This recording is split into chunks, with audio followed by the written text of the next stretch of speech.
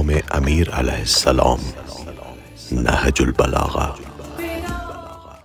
بسم اللہ الرحمن الرحیم۔ خطبہ نمبر 71، آپ کی سماعتوں کی نظر۔ جمل کے موقع پر جب مروان بن حکم کو گرفتار کیا گیا تو انہوں نے حسن اور حسین علیہ السلام سے خواہش کی کہ وہ امیر المومنین سے اس کی سفارش کریں۔ چنانچہ ان دونوں حضرات نے امیر المومنین سے سلسلے بات چیت کی اور حضرت نے اسے رہا کر دیا۔ پھر دونوں شہزادوں نے کہا، یا امیر المومنین، یہ آپ کی بیعت کرنا چاہتا ہے۔ تو حضرت نے اس کا متعلق فرمایا، کیا اس نے عثمان کے قتل ہو جانے کے بعد میری بیعت نہیں کی تھی؟ اب مجھے اس کی بیعت کی ضرورت نہیں ہے۔ یہ یہودی قسم کا ہاتھ ہے، اگر ہاتھ سے بیعت کرے گا تو ذلیل طریقے سے توڑ بھی دے گا۔ تمہیں معلوم ہونا چاہیے کہ یہ بھی اتنی دیر کے کہ کتا اپنی ناک چاٹنے سے فارغ ہو حکومت کرے گا، اور اس کے 4 بیٹے بھی حکمران ہوں گے، اور امت اس کے ان بیٹوں کے ہاتھوں سے سختیوں کے دن دیکھے گی۔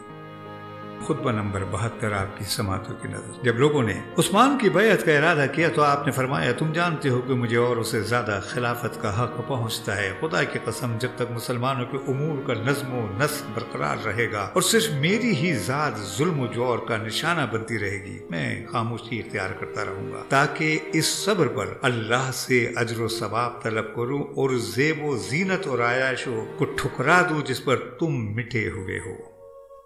خطبہ نمبر 73، آپ کی سماعتوں کی نظر۔ جب آپ کو معلوم ہوا کہ بنی امیہ قتل عثمان میں شرکت کا الزام آپ پر رکھتے ہیں تو ارشاد فرمایا، میرے متعلق سب کچھ جاننے بوجھنے بنی امیہ کو مجھ پر افتراء کروائیوں سے باز نہیں رکھا، اور نہ میری سبقت ایمانی اور دیرینہ اسلامی خدمات ان جاہلوں کو اتہام لگانے سے روکا جو اللہ نے کذب و افتراء کے متعلق انہیں پند و نصیحت کی، وہ میرے بیان سے کہیں بلیغ ہے۔ میں ان بے دینوں پر حجت لانے والا اور دین میں شک و شبہ کرنے والا کا فریق مخالف ہوں، اور قرآن پر پیش ہونا چاہیے تمام مشتبہ باتوں کو، اور بندوں کو جیسی ان کی نیت ہوگی ویسا ہی پھل ملے گا۔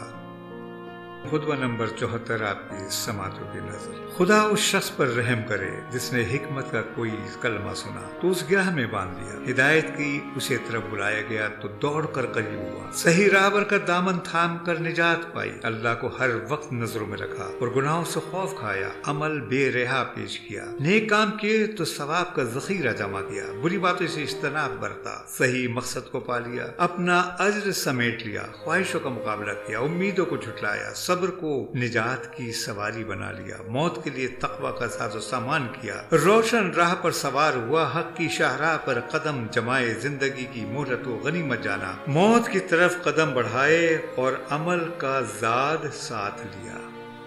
خطبہ نمبر 75، آپ کی سماعتوں کی نظر۔ بنی امیہ مجھے محمد صلی اللہ علیہ وآلہ وسلم کا ورثہ تھوڑا تھوڑا کر کے دیتے ہیں، خدا کی قسم اگر میں زندہ رہا تو انہیں اس طرح جھاڑ پھینکوں گا جس طرح قصائی خاک آلودہ گوشت کے ٹکڑے سے مٹی جھاڑ دیتا ہے۔ علامہ رضی فرماتے ہیں کہ روایت میں ہے کہ خاک آلودہ گوشت کے ٹکڑے کی بجائے مٹی جو گوشت کے ٹکڑے میں بھر گئی ہو آیا ہے، یعنی صفت کی جگہ موصوف اور موصوف کی جگہ صفت رکھ دی گئی ہے۔ حضرت کی مراد یہ ہے کہ مجھے تھوڑا تھوڑا کر کے دیتے ہیں، جس طرح اونٹنی کو ذرا سا دودھ دیا جائے اور تھنوں کو اس کے بچے کے منہ سے لگا دیا جائے تاکہ وہ دوہے جانے کے لیے تیار ہو جائے۔ وہ وضام و ذمے کی جمع ہے جس کے معنی اوجھڑی یا جگر کے ٹکڑوں کے ہیں جو مٹی پہ گر پڑے اور پھر مٹی اسے جھاڑ دی جائے۔